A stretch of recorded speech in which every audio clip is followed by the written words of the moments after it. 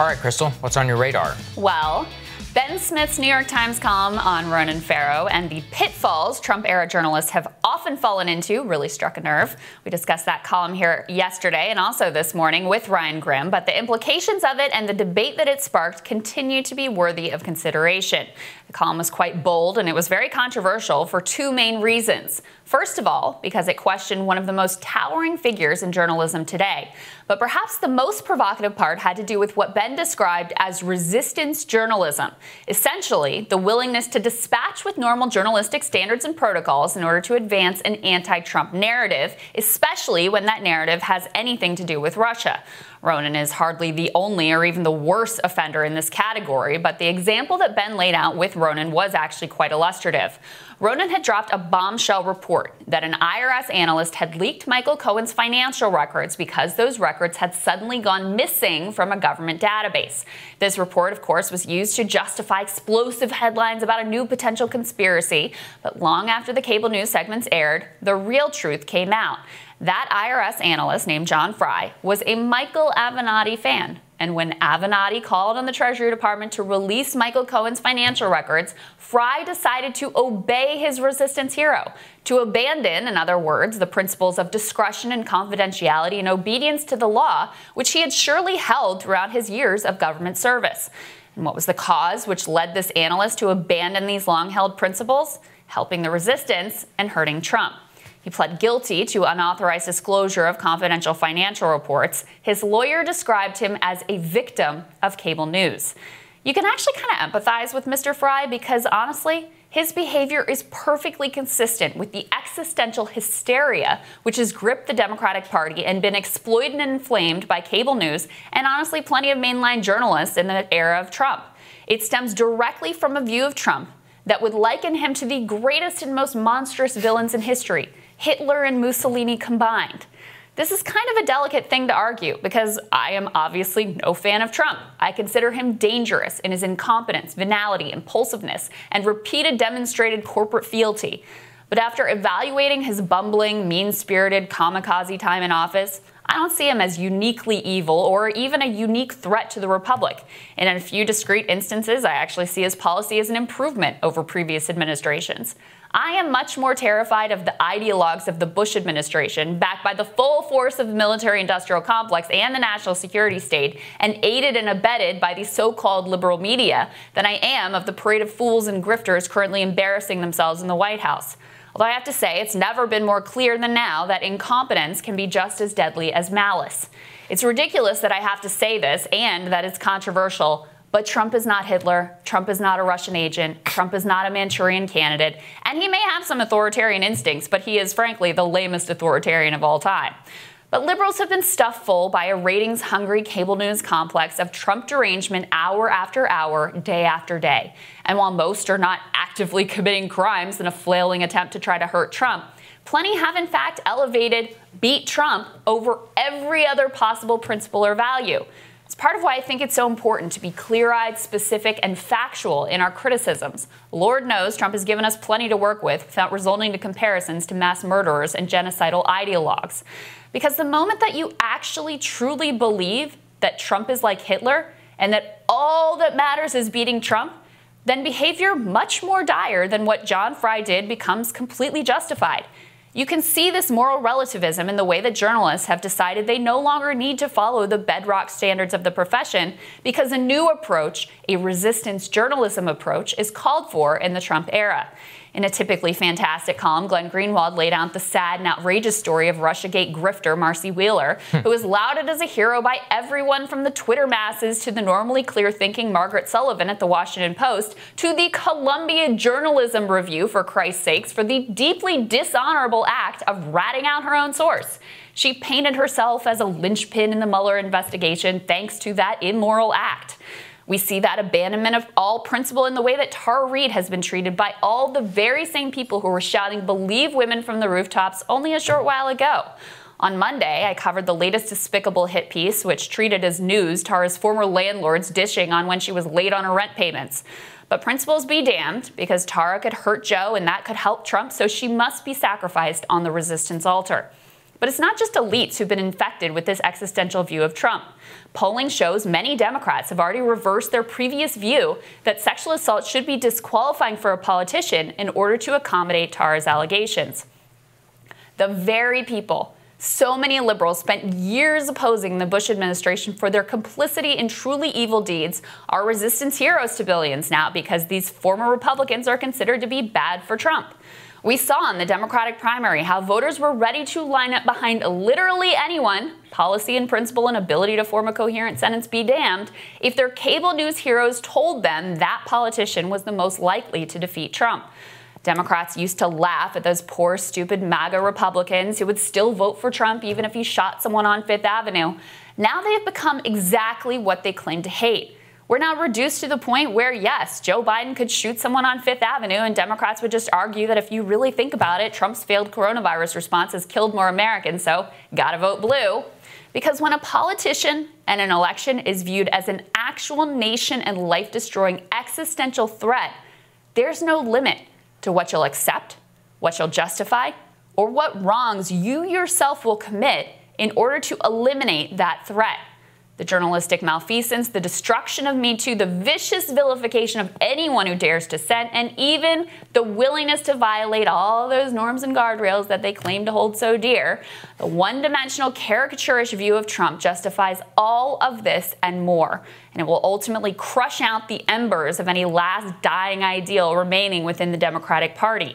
It means that when you really do face an existential threat, nonpartisans will no longer believe a word you, with your utter lack of consistency or principles, has to say. And Sagar, I really feel like that is where we have come to in American politics, where it's not just Democrats who have come to see, Trump as this like existential, like he will destroy the country and he's, this uniquely evil character that must be stopped at all costs. Like that existentialism exists on the right as well. And I think it is a deep part of why our politics is so horrible, corrupt, like why you see a complete abandonment of any morals and principles all the way around. Like that's the root cause of it. I was going to say, I mean, there was this very similar attitude around Barack Obama on the right, yes, which led to a lack of critical thinking about what Obama exactly was and how he won. Is that they would be like, oh, he's so evil, he hates us so much, and they basically painted him as the devil. And they made it so that people were willing to go along with anybody who would, number one, stick it to Obama. Yeah. And number two, would promise them that this is the way that we actually get him out of office. This caused a huge problem on the right after 2012 because basically the base and the Republican Party were sold this false narrative that Obama was so bad, such a failure, et cetera, he would never be reelected. Right. Right? I remember people saying like a toaster could beat Obama. Right. Well, obviously, it turned out not to be true. Right. There were a lot of problems. I mean, Mitt Romney and Paul Ryan's campaign were really kind of like the solidification of everything that was wrong with the Republican Party. All this like makers and takers, the 47%, the free market fundamentalism, and all of that like calcified into one.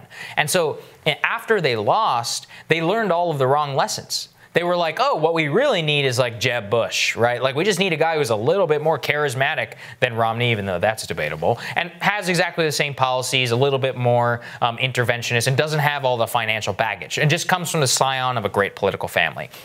So they learned no policy lesson from that because they continued to believe this myth that Obama was so uniquely bad, right, he could be beat. I don't think that's true. I think if he'd run for a third term, and I think he probably would have won. And that's the one thing they can never grapple with, is that they never understood how actually Obama was quite beatable in 2012. They just had to run against him basically from an economic, I wouldn't say left, but like a more economically inclusive environment on the bailouts, on the way that he treated GM and all of that, and Ford and many of these other companies, the way that he didn't bail out homeowners. But because the right was not able to prosecute that case, that they completely lost it. And I think we're seeing the same thing on the left, which is that beat Trump, hatred of Trump. When Trump becomes Hitler, you remove all of the critical thinking skills to say, well, why did 65 million people pull the lever for this guy. How did that happen? Right. They can't conceive of that other than they're all racist deplorables, and the Russians tricked them into doing it. And that's what it then comes down to is like, well, that part of the country, that half of the country is just like irredeemably bad. And if you have any, like, if you even try to think the way that they might be thinking about this, then you also are irretrievably bad, racist, sexist, et cetera, et cetera, et cetera. And look, it's very self-serving perspective for people in this town to hold. Right. Because it absolves them of responsibility. And it means that if Trump is existential threat, if Trump is literal Hitler, then it doesn't matter it doesn't matter that the Democrats are bailing out corporate lobbyists. It doesn't matter that they, have completely fallen into the corporate trap in the way that the Republicans have. Like, none of those failings are important or significant because the only thing that matters is beating Trump, which is what I see. I mean, what I see all the time is people so upset that I would dare say anything critical about the Democratic Party. I mean, you see this going on online as well because you're helping Trump. I mean, that's always the thing. And so the implication is that I should be keeping my mouth shut or actively lying if that is what would be the best thing to try to beat Trump.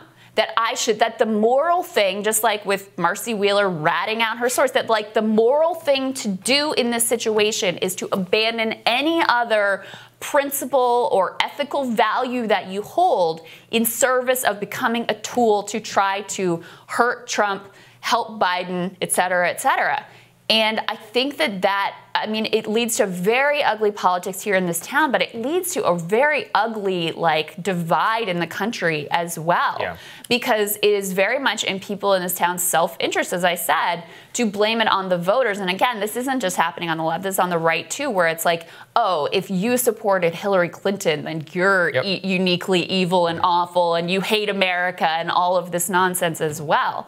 Look, we don't pull our punches with the responsibility of people in this town and their failures and all of that. Like, I don't think anyone's going to say we're in some kumbaya kind of situation on this show. But what I really object to is that this idea that the voters themselves should be tarred as evil, racist, un-American, et cetera, and that this existential politics is just ultimately so incredibly destructive to the nation as a whole. It's really foolish because, again, how did Donald Trump become president of the United States? Because the people who voted for Barack Hussein Obama voted for Donald Trump in 2016 in a couple of select states. So if the right's message was only that Obama is terrible, then why would they win those people over? They've obviously voted for Obama twice for a reason, because they believed in a part of the message of what he was saying.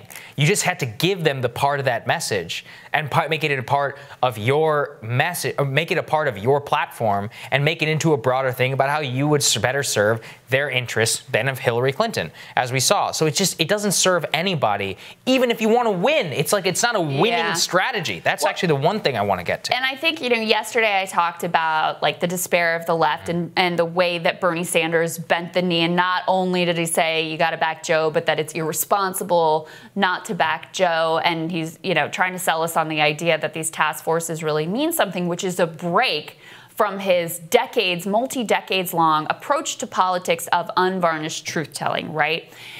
But I think it stems from the same thing. And I think his motives are really I think that this is the right thing to do because Trump is so uniquely bad. And this is really where he got out of step with elements of his own base.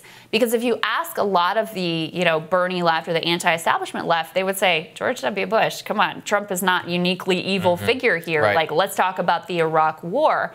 But Bernie kind of bought into this. Trump is Hitler. Trump is unique existential threat. And look, maybe it turns out to be right. Maybe I'm wrong. Maybe in the second term of Trump, he's going to round people up. But, really, maybe I'm wrong about that. But I think when he bought into that, and it justified his actions vis-a-vis Joe Biden and shaming his own base, et cetera, it's really where he became sort of detached from where a lot of his voters and supporters ultimately were. I think that's really well said.